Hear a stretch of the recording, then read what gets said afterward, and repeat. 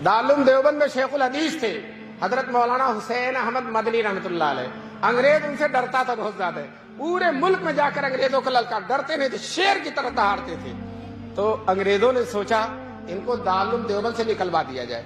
अगर ये दारुल देवबंद से निकल जाएंगे तो एक तो दारुल देवबंद का स्टेज बहुत बड़ा और दूसरे इनकी शख्सियत बहुत बड़ी, दोनों मिलकर बड़ी ताकत हो जाती है और हमें नुकसान बहुत होता।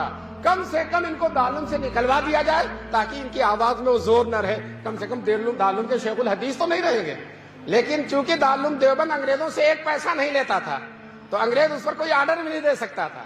हैदराबाद के नवाब जो अंग्रेजों के तरफदार थे, अंग्रेजों से मिले हुए थे, अंग्रेजों ने हैदराबाद के नवाब को आमादा किया कि आप दारुल देवबंद में चंदा देते हैं, आपका असर और रसूख है, आप अपने असर और रसूख को इस्तेमाल करके मौलाना मदनी जो हमारे सबसे बड़े मुखालिफ हैं दारुल देवबंद से उनको निकलवा दीजिए। यह हैदराबाद के नवाब से अंग्रेजों ने कहा। नवाब ने न आओ देखा न तो इतना लंबा खत लिखा और दारुल देवबंद के मोहतमीम हकीमुल इस्लाम कारी तैयब साहब रहमतुल्लाह अलैह थे। खत ये लिखा, मोहतमीम साहब को मालूम हो कि मौलाना मदनी को मदरसे से निकाल दिया जाए, अगर उनको नहीं निकाला जाएगा तो हम इतनी बड़ी रकम जो चंदे में देते हैं बंद कर देंगे। हजरत कारी तैयब साहब को इन बूढ़ों ने देखा होगा, हकीमुल इस्लाम थे, बड़ी ही लताफत की बातें उनके जबान से निकलती थी। चनांचे हजरत ने जवाब दिया, अंग्रेजों को मालूम हो, नवाब हैदराबाद को मालूम हो कि मौलाना मदनी का मदरसे में रहना अंग्रेजों के लिए बहुत मुफीद है। क्यों? हम उनको हफ्ते में 6 दिन छुट्टी नहीं देते, बुखारी और तिरमिज़ी पढ़वाते हैं, जुमे के 1 दिन छुट्टी के मिलते हैं, मुल्क में कहीं जाकर अंग्रेजों को ललकारते हैं।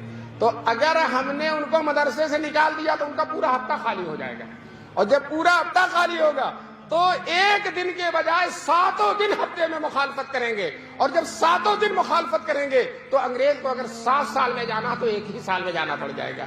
इसलिए अंग्रेजों की भी भलाई इसी में है कि शेर को पिंजड़े में बंद रखा जाए और मौलाना को मदरसे में। ये कारी तैयब साहब ने जवाब लिखा।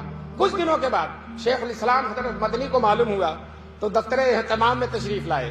हजरत कारी तैयब साहब से कहा, कारी साहब मेरे बारे में क्या खत आया और आपने क्या जवाब दिया? तो कारी साहब ने कहा, खत हैदराबाद का खत और अपना जवाब शेख मदनी के सामने रख दिया। हजरत मदनी ने संजीदगी से वक़ार और तमकनत से मुताला करके कहा, मोहतमीम साहब दूसरा खत लिखिए और ये लिखिए कि नवाब साहब आपने धमकी दी है कि आइंदा चंदा बंद कर देंगे। हम आपसे कहते हैं कि अब तक साल से जितना चंदा दिया आपने, सारे चंदे की फहरिस्त भेज दीजिए, आपकी सारी रकम वापस कर दी जाएगी। आइंदा देना तो दूर की बात है, आपकी सारी रकम वापस कर दी जाएगी। आप समझते हैं मदरसा आपके चंदे से चलता, मदरसा अल्लाह की अमानत है और अल्लाह इसको चलाने वाले। उलमा ने लिखा है कि हजरत कारी साहब का जवाब हकीमाना था और शेखुल इस्लाम का जवाब मुजाहिदाना था।